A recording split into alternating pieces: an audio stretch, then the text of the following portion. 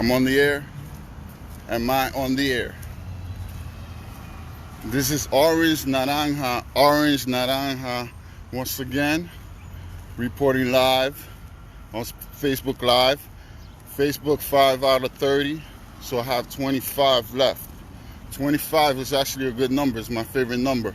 I'll do a live pretty soon about numbers. I love numbers. If anybody knows me, knows that I love numbers. The number 8. This program is brought to you by the number 8. Hey, listen, it's a beautiful morning. I'm on my way to work. Gonna work a 16-hour day. I know I'm not the only one, but it's gonna be an interesting day, to say the least. I'm drinking tea. If anybody that knows me knows that I love tea, green tea with some ginseng and my pinky up, all proper, you know. And it's a beautiful morning here in New York.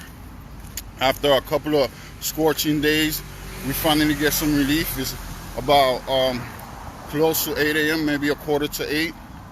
And I'm going to try to keep my lives shorter, about 5 minutes, because I know not everybody has the time or, the strength to watch a 20 or 30-minute video. So I try to keep it short and sweet. So, wow, the sun is beautiful today. Take a look at this. Let me see, let me flip the camera around. And this, ladies and gentlemen, is pure beauty, pure light, pure energy. So, in the famous words of Ric Flair, woo! I'll start my Facebook Live. Yeah. So today's Facebook Live, 5 out of 30, is about how to stay grounded. So how do you stay grounded? First and foremost, you have to love yourself. Love yourself before anything else. This is the foundation. Because if you cannot love yourself, how will you be able to love others? If you cannot fill your cup first, how will you be able to fill others' cup? So you need to love yourself. You need to understand yourself. You need to be real with yourself. Speak your truth. Remember, your truth is unique. It's unique to you. It's based on your experiences. You cannot talk about anybody else's experiences because they're not your own. But when you experience things and you talk about your story, you talk about your hurt, you talk about your pain, and you talk about how and why, when, who helped you, how did you overcome it? That promotes healing all around you. And everything that surrounds you, you touch it with life. So first and foremost, take care of yourself. If you need to go on vacation, take a day off, take a holiday, do that. Do that and recharge. If you need to pamper yourself, pamper yourself, ladies, even men too. Nowadays, they get pedicures, manicures, or things of that nature. Ladies, do your hair, dress up for yourself. Dress as the most beautiful person that you can for yourself, not for anybody else. Men, take care of yourself as well. Dress to impress. I know most of the times I'm not like cleanly shaven, or not cleanly shaven, but sharp and things like that. Sometimes I don't have time. Time goes by fast. Time is of the essence. So you get the gist of it. Treat yourself like you would do a friend. Go out and take yourself out. Enjoy your time alone. Listen, I didn't know the importance of time alone until I actually forced myself to spend time alone, away from everybody, and discover new things. It's a pretty awesome realization when you can say that you will actually enjoy your own company. So most of you might know this about grounding yourself. Go to nature. Go back to nature, or try to go to nature as much as possible. Just because nature, we are nature, and nature is us. So by us going back to nature and realigning ourselves with nature, we are realigning ourselves with our true self. Look at the trees around you. Which trees, which plants, which animals speak to you, and observe them. And you know, have compassion for them. Feel what they feel, and you know, connect.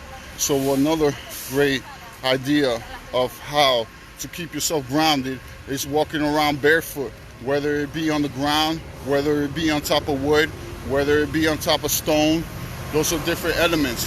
For those that know that when your feet, the bottom of your feet, the soles of your feet, and your the palms of the hand, know that those are very receptive to a lot of things. You can actually push out energy and receive energy through them, through those limbs. And you have to be careful what you put in and what you put out. So on top of stone, on top of dirt, on top of wood, you're taking in that energy from that element. And what are we? We're made from elements. We're made from everything this world is. We are the earth, and the earth is us. So another thing to keep you grounded is meditate. Try to meditate at least 5 minutes, a day, optimal. 1 to 2 to 3 minutes works. And you know, control breathing or breathing exercises. That's how you stay grounded. How you stay grounded? When you need to recharge, know when you need to recharge, and you know, go back to your sacred space, to your safe space. It could be, you know, in the woods. It could be around a lake. It could be a sacred place that you set up in the corner of your own home, where no negative energy touches it, and it's only positive vibes. It could be some place in your mind where you sit in silence, that corner of your mind where nobody can touch you and nobody can see you.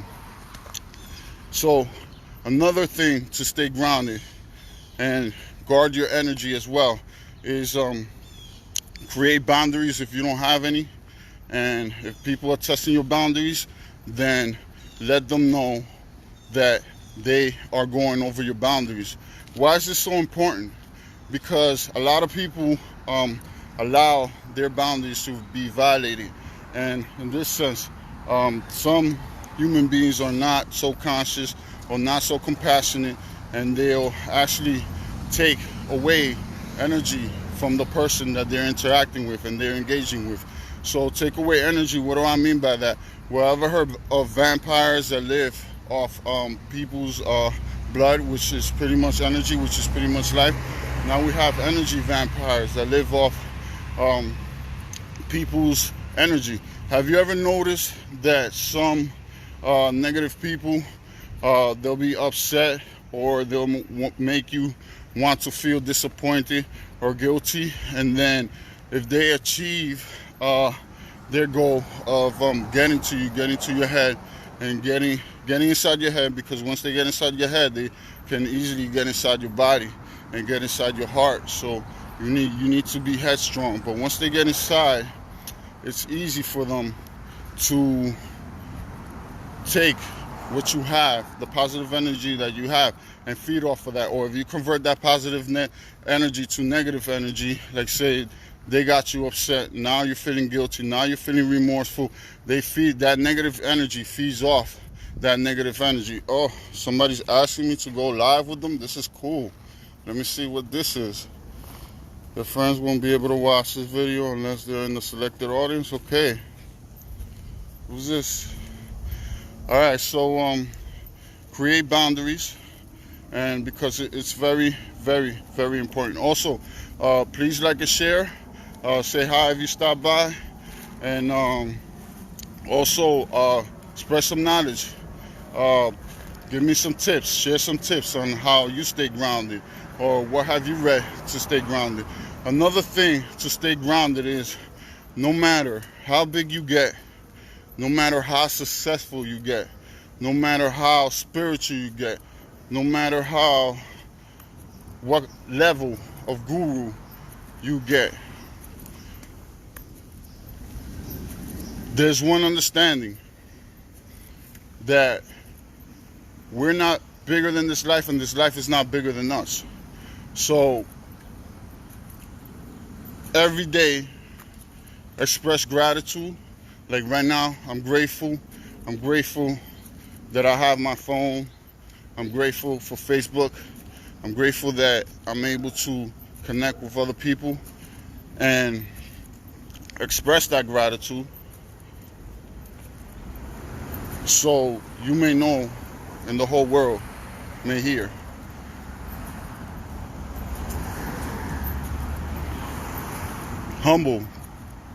Humbleness is a big trait, no matter how big or how small you are.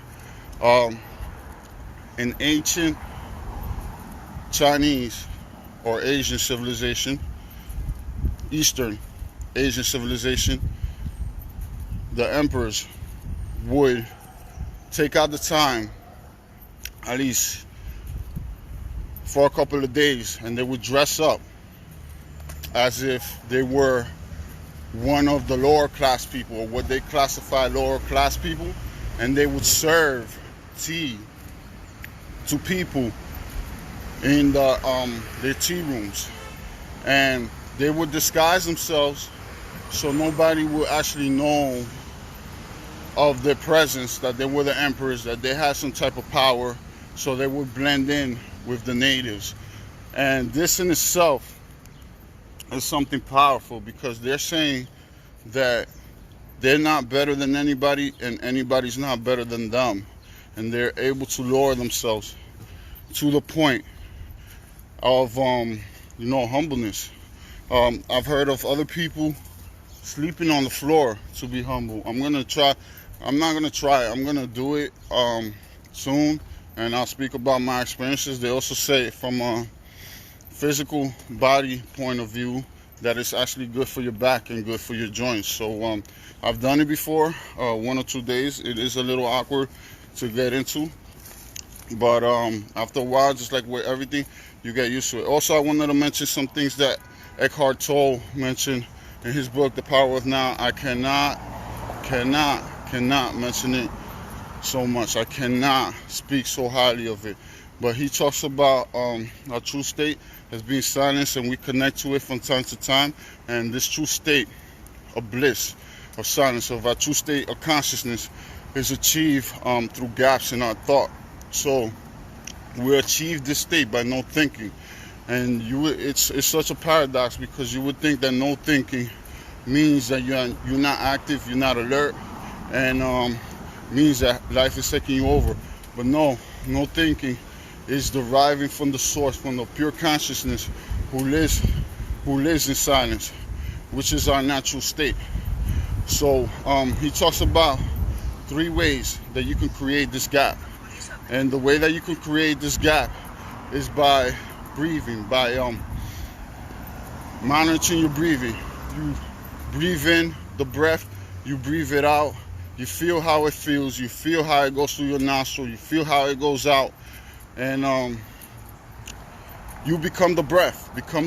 Feel as if you are the body of the breath, and your body is separate from this breath, and you are the breath, and you're watching yourself go inside your body, up and about, and feeding and nourishing your body with oxygen,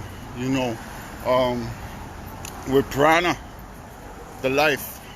So another way of creating this gap in thoughts is to listen for the silence. If it were not for the silence, then sound would not be. So because of the silence, sound is to be, is alive. So right now I'm listening for the silence. I'm hearing birds, I'm hearing buses, I'm hearing cars, planes. It's like everything that makes a sound pops out. And it's like I'm no longer in a state of thinking, I'm in a state of no thinking.